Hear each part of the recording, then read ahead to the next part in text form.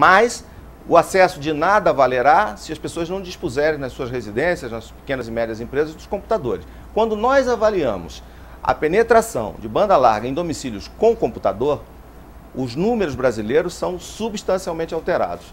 E os números nacionais passam para a faixa de 55%, que precisa ser, sem dúvida nenhuma, acrescido.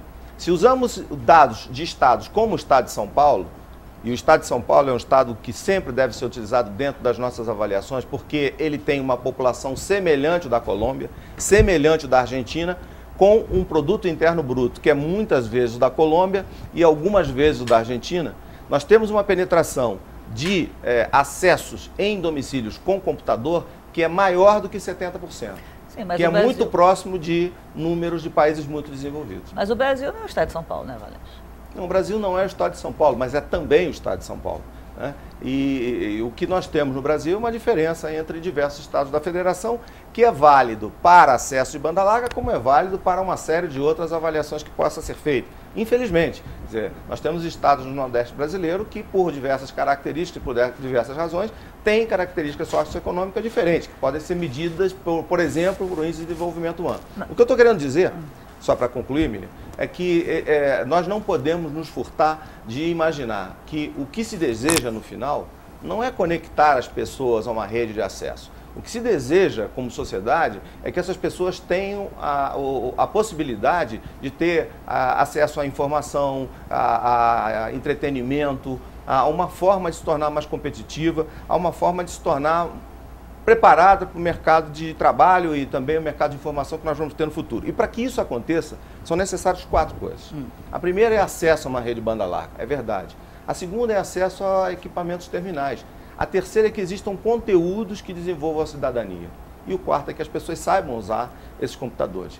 E a gente fala muito do primeiro item. Eu acho que a gente tem que falar por uma série de razões, até porque ele é determinante para que as outras coisas aconteçam. Mas não podemos esquecer das outras 3. Então, o que você está dizendo é que a política do governo, que é uma política basicamente de expansão do volume de acessos, da quantidade de acessos, está equivocada. Ela deveria abordar esses outros 3 itens que você colocou. É isso? Não, eu acho que ela não está equivocada. Como eu disse, eu acho que é importante que a gente fale sobre o acesso, que a gente fale sobre o crescimento das redes, até porque ela é determinante para todos os outros pontos da cadeia. O que eu acho que nós não podemos esquecer é que existem outros pontos que têm que ser trabalhados. E no caso do acesso ao computador, eu acho que existem mecanismos de financiamento público, existem mecanismos de barateamento do crédito que podem levar a uma quantidade maior de computadores no nosso país. Mas no caso de conteúdos, no caso de mudança, de diferença na vida das pessoas, existem muitos conteúdos que têm que ser desenvolvidos pelo poder público. Porque se isso não acontecer, os nossos jovens, as nossas pessoas vão ter acesso a conteúdos, o que não é ruim de todo, mas não são os conteúdos que levam à cidadania. Eu vou dar um exemplo muito básico. Nós, hoje no Brasil, temos uma dificuldade muito grande das pessoas mais humildes de conseguirem um documento de identidade, de conseguirem uma certidão de nascimento, até às vezes uma certidão de óbito. E existem projetos que podem ser desenvolvidos pelo Estado brasileiro, e aí Estado brasileiro, União, Estados, municípios, que levem a uma identificação digital. E a identificação digital muda a vida das pessoas. E esse tipo de conteúdo é que eu acho que nós precisamos acelerar também.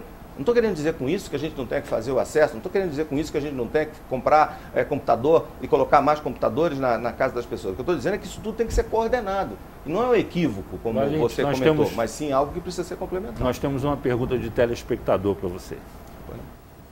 Eu queria saber até que limite que dá para baratear a internet banda larga para que a população de baixa renda possa ter acesso. Olha, a maioria das pessoas faz uma avaliação sobre os custos da banda larga no Brasil em comparação a outros países. O problema é que quando nós usamos comparações com outros países, nós temos que levar essa comparação para um contexto onde essa comparação possa produzir algum tipo de resultado. Perdão, acho que ele está fazendo a comparação com o bolso dele, no caso aí dessa pergunta. Isso que eu ia comentar. E todas as comparações que são feitas desconhecem que nós temos 2 problemas muito sérios no Brasil. Primeiro, a carga tributária sobre a construção das redes é muito elevada.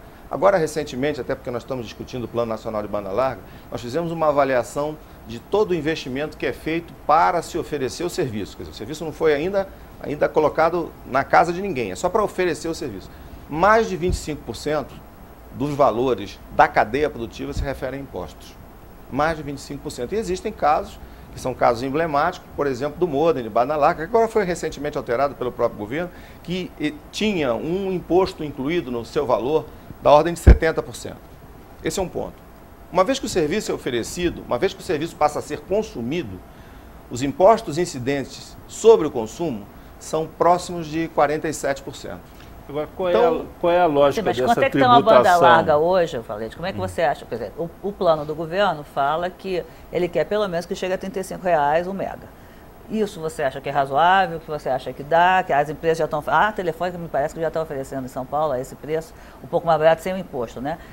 Com isso você chega até que determinado público e para chegar para o resto do público que não tem os 35 para pagar. Como é que a gente vai fazer? Como é que você imagina isso? Todos os países do mundo procuraram utilizar uma solução combinada de acessos individuais e acessos públicos, né? Muitas pessoas ou poderão ter acesso à internet através de acessos públicos, né, como são os telecentros e soluções similares, ou através de subsídio direto. E é importante que se diga que subsídio direto, em muitas regiões do país e em muitos segmentos sociais, não seria uma solução única do setor de telecomunicações. No caso da energia elétrica, todos nós conhecemos o programa Luz para Todos, onde, através de subsídio direto, você permite que uma série de domicílios de regiões mais empobrecidas do país tenham conexão à rede de energia elétrica. E nós estamos falando de energia elétrica, né? Então, esse é um ponto de como incluir pessoas de mais baixa renda. Tem muitos estados, não sei se todos, mas em que praticamente toda a rede de distribuição de energia elétrica está cabeada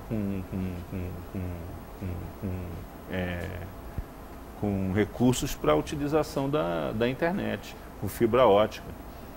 Existem algumas... Por que não se utiliza essa rede de fibra ótica para oferecer a banda larga? Existe algum impedimento tecnológico, alguma coisa assim? Se utilizam. No caso, por exemplo, de novo, Miriam, no estado de São Paulo, a operadora de energia elétrica de São Paulo tem uma rede muito capilarizada, muito bem distribuída em diversas regiões do estado de São Paulo. Está até à venda, né? Está até à venda, segundo a informação da jornalista Miriam Aquino aqui. Nós vamos fazer um breve intervalo, voltamos daqui a pouco com 3-1, entrevistando o presidente do Sindicato das Empresas de Telecomunicações do Brasil, o engenheiro Antônio Carlos Valente.